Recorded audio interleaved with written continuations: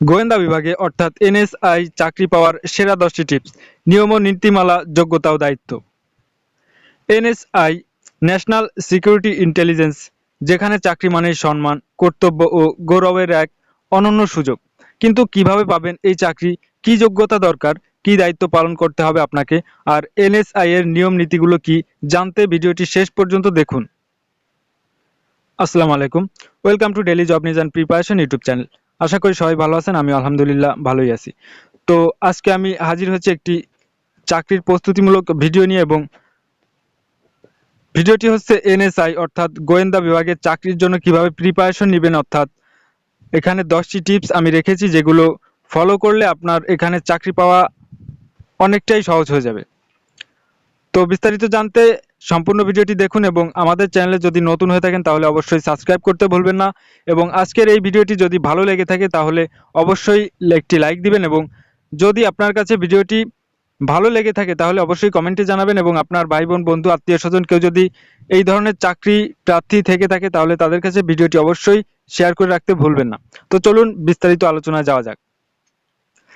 1 নম্বরে আছে section 1, NSI চাকরির যোগ্যতা। এনএসআইতে বিভিন্ন পদে চাকরির জন্য কিছু নির্দিষ্ট যোগ্যতা প্রয়োজন হয়, যেমন শিক্ষাগত যোগ্যতা, শারীরিক যোগ্যতা ও মানসিক দক্ষতা। এগুলো আপনার খুবই গুরুত্বপূর্ণ এবং এগুলো আপনার প্রয়োজন পড়বে।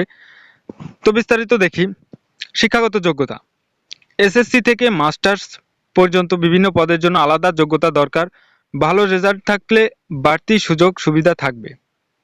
এবং শারীরিক যোগ্যতা, নির্দিষ্ট উচ্চতা ও শারীরিক সক্ষমতা থাকা জরুরি, দৃষ্টিশক্তি ভালো থাকা দরকার।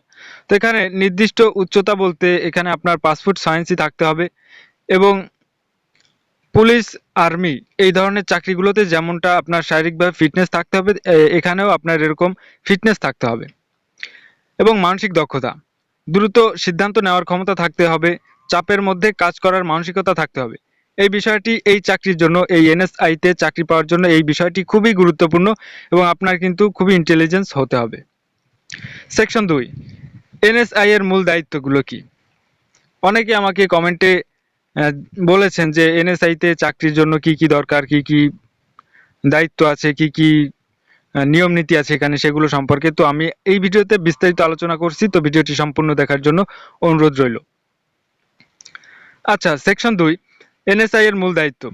এবার জেনে নিই এনএসআই এর একজন কর্মকর্তা বা এজেন্টের প্রধান দায়িত্বগুলো কি কি। তো এখানে একজন এনএসআই এর কর্মকর্তা বা এজেন্টের প্রধান দায়িত্বগুলো, যে কাজগুলো থাকে তার, সেগুলো হচ্ছে গোপন তদন্ত করা, জাতীয় নিরাপত্তা রক্ষায় গোপন তথ্য সংগ্রহ করা। এটা হচ্ছে তার সর্বপ্রথম প্রধান দায়িত্ব, সেটি হচ্ছে জাতীয় নিরাপত্তা রক্ষা, গোপন তথ্য সংগ্রহ করা। 2 নম্বরে তথ্য বিশ্লেষণ করা, দেশের নিরাপত্তা হুমকির বিষয়ে রিপোর্ট তৈরি করা, সংকট প্রতিরোধ করা, যে কোনো জাতীয় বিপর্যয় ঠেকাতে গোয়েন্দা কার্যক্রম চালানো এবং নজরদারি করা, সন্দেহজনক কার্যক্রমের উপর গোয়েন্দা নজরদারি রাখা। সেকশন 3, এনএসআই চাকরির নিয়ম ও নীতিমালা। তো এখানে চাকরির জন্য কিছু গুরুত্বপূর্ণ এবং কঠোর নিয়ম নীতি রয়েছে। সেগুলো হলো, এনএসআইতে কাজ করতে হলে কিছু কঠোর নিয়ম ও নীতি মেনে চলতে হয়। চলুন জেনে নেই। গোপনীয়তা বজায় রাখা, সংস্থার তথ্য বাইরে প্রকাশ করা সম্পূর্ণ নিষিদ্ধ। শৃঙ্খলা ও আনুগত্য বজায় রাখা, সরকারি আদেশ মেনে চলতে হবে। সাইবার ও তথ্য নিরাপত্তা রক্ষা করা, সংস্থার গোপন নথি বা ডিজিটাল তথ্য ফাঁস করা যাবে না। বিদেশি সংস্থা ও যোগাযোগের নিয়ম মেনে চলা, অনুমতি ছাড়া বিদেশের সঙ্গে যোগাযোগ করা যাবে না। শারীরিক ও মানসিক ফিটনেস বজায় রাখা, কর্মরত অবস্থায় ফিট থাকতে হবে। চাকরি ছাড়ার পর গোপন তথ্য প্রকাশ নিষিদ্ধ।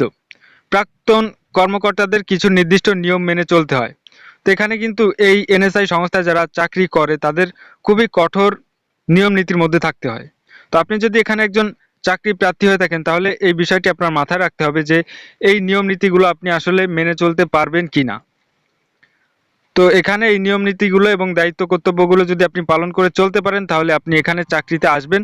আর যদি না আপনি বুঝেন যে না এই দায়িত্ব এই নিয়ম নীতির মধ্যে আমি থাকতে পারবো না, তাহলে আমি সাজেস্ট করব যে এখানে আপনি আসবেন না। কারণ এই গোয়েন্দা সংস্থা খুবই গুরুত্বপূর্ণ একটি বিষয় এবং বাংলাদেশ সরকারের খুবই ক্লোজ একটি সংস্থা এবং সকল প্রকার কার্যক্রমে এই গোয়েন্দা সংস্থার গুরুত্বপূর্ণ, মানে অনেকটা গুরুত্বপূর্ণ, যেটা সামরিকভাবে বলেন আর যেটাই বলেন এটা খুবই গুরুত্বপূর্ণ কাজ করে বাংলাদেশের জন্য। তো এখানে কিন্তু লোক যখন তারা নিয়োগ করে তখন তারা বিভিন্নভাবে বিশ্লেষণ বিবেচনা করে নেয়। এবার আসল বিষয় কিভাবে এনএসআই চাকরি পাবেন, এখানে থাকছে সেরা 10টি টিপস। তো আমি প্রথমেই বলেছি যে এই চাকরির জন্য 10টি সেরা টিপস নিয়ে হাজির হয়েছি আমি।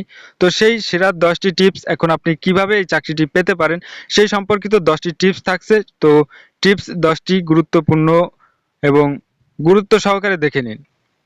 1 নম্বর, সাধারণ জ্ঞান ও কারেন্ট অ্যাফেয়ার্স আপডেট রাখুন।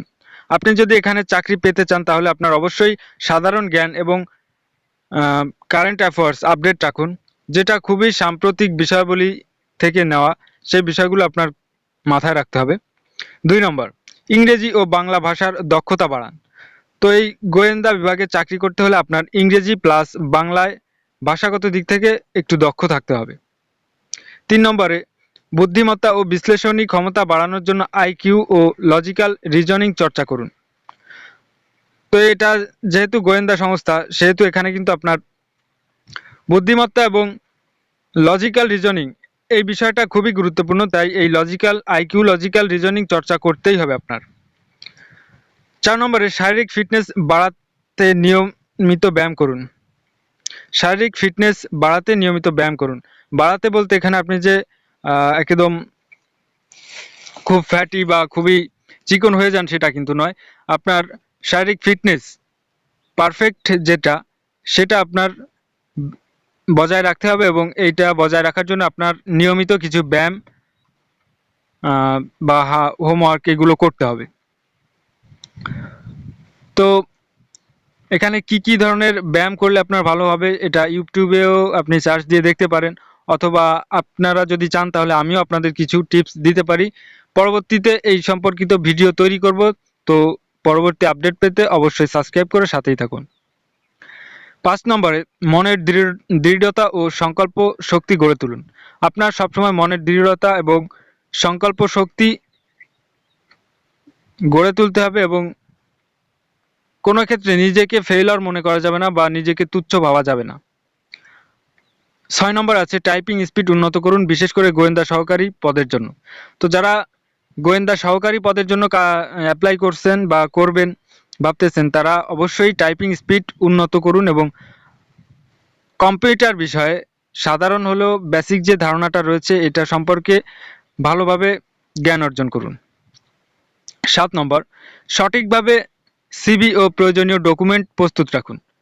তো এখানে যদি আপনি চাকরি করতে চান আপনার সকল প্রকার বায়োডাটা আরও যা যা কিছু প্রয়োজন হবে সেগুলো প্রস্তুত রাখতে হবে।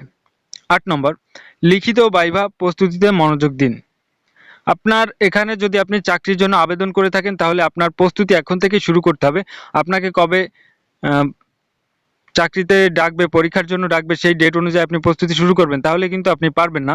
তো এখানে আপনার আবেদন যেহেতু করে ফেলেছেন তাহলে এখন থেকে আপনার প্রস্তুতিটা শুরু করতে হবে। আর যদি আপনার পরিকল্পনা থাকে যে এখানে আমি অ্যাপ্লাই করব বা এই সংস্থায় আমি চাকরি করব, তাহলে আপনার শিক্ষাগত যোগ্যতা যাই থাকুক না কেন, আপনি যে সময় আবেদন করেন না কেন, আপনার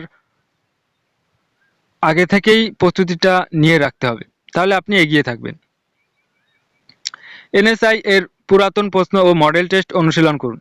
তো সকল প্রকার চাকরির জন্য পুরাতন প্রশ্ন এবং মডেল টেস্ট এটা অনুশীলন করলে অনেকটা কমন পাওয়া যায়, তাই পূর্বের প্রশ্ন এগুলো অ্যানালাইসিস করে পড়বেন এবং মডেল টেস্ট অনুশীলন করবেন।